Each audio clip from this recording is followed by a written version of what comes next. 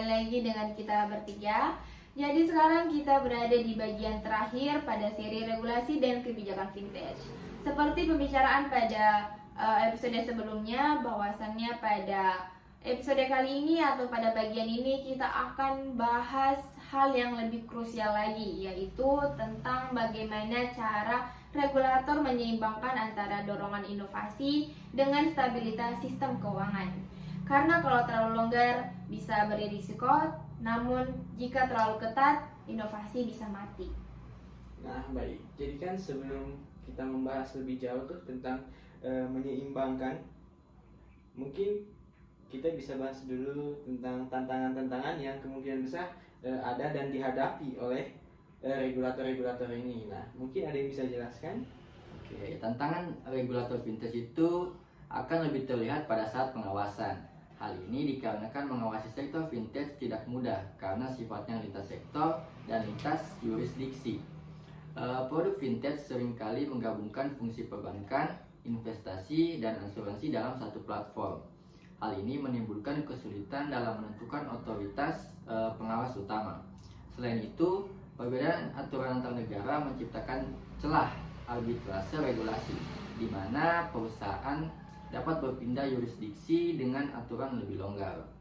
Regulator juga menghadapi tantangan besar dalam hal kecepatan inovasi. Produk baru seperti desentralisasi finance atau DeFi, crypto assets, dan obat visor muncul lebih cepat daripada proses legislasi formal. Keterbatasan sumber daya baik dalam hal tenaga ahli maupun sistem teknologi pengawasan juga menjadi hambatan tersendiri. Nah, oleh karena itu, banyak negara mulai menerapkan retest dan subtest untuk meningkatkan efisiensi dan deteksi risiko secara otomatis berbasis data besar atau big data analytics. Nah, kan tadi udah dijelasin tuh tentang tantangannya ya. Nah, kan nggak mungkin tuh ada tantangan tapi nggak ada solusi. Betul banget. Nah, mungkin bisa dijelaskan lebih lanjut ya tentang solusi dari tantangan-tantangan tadi. Seperti yang kita ketahui bahwasannya tugas utama regulator itu kan untuk menjaga keseimbangan antara stabilitas sistem keuangan dan ruang bagi inovasi.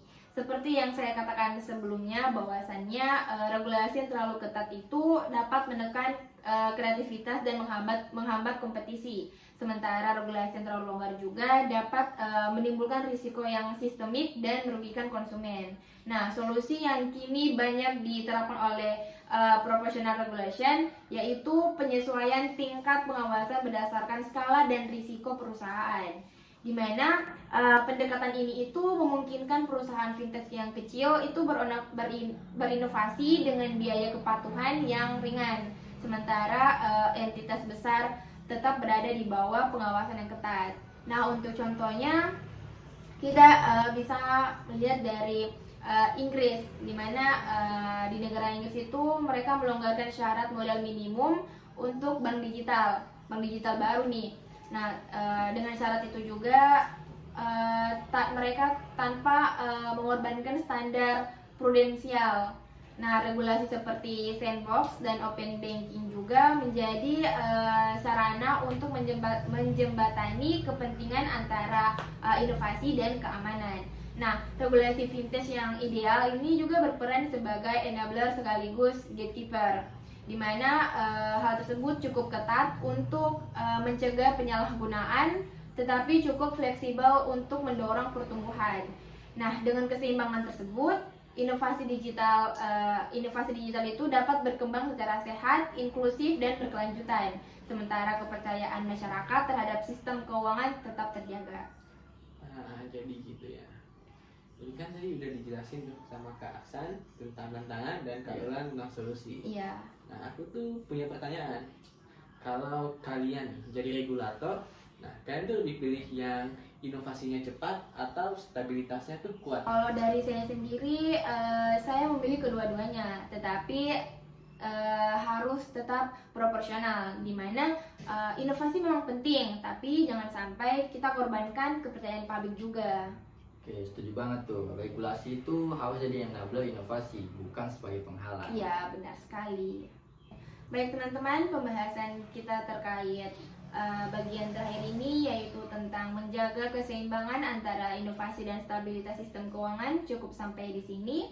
Perlu kita tekankan juga bahwasannya regulasi dan kebijakan fintech berperan penting dalam menjaga keseimbangan antara inovasi dan stabilitas sistem keuangan. Melalui mekanisme seperti regulatory sandbox, regulator dapat mendorong perkembangan teknologi keuangan secara aman dan terkendali. Peran regulator kini tidak hanya sebagai pengawas, tetapi juga sebagai fasilitator yang membantu pelaku fintech berinovasi dengan tetap mematuhi prinsip kehati-hatian dan perlindungan konsumen. Betul banget. Dan juga setiap negara itu menerapkan pendekatan berbeda sesuai konteksnya. Inggris dan Singapura menonjol dengan regulasi yang fleksibel dan pro-inovasi. Sementara Amerika Serikat dan Tiongkok cenderung lebih ketat dan berhati-hati. Indonesia berusaha menyeimbangkan keduanya melalui kerjasama OJK dan Bank Indonesia dalam penerapan sandbox serta regulasi inklusif. Dan pada akhirnya, regulasi fintech yang ideal adalah yang adaptif, proporsional, kolaboratif, dan cukup ketat untuk menjaga kepercayaan publik, namun juga tetap luas untuk mendorong inovasi yang berkelanjutan. Dan teman-teman, itulah sedikit kesimpulan dari kami bertiga terkait pembahasan regulasi dan kebijakan fintech. Terima kasih juga kepada teman-teman semua yang sudah mendengarkan podcast kami dari bagian 1 sampai bagian 3 dengan seri regulasi dan kebijakan fintech ini. Jangan lupa follow dan share podcast ini ke temanmu yang ingin paham dan tahu tentang keuangan digital. See you on podcast selanjutnya. Bye-bye. Bye.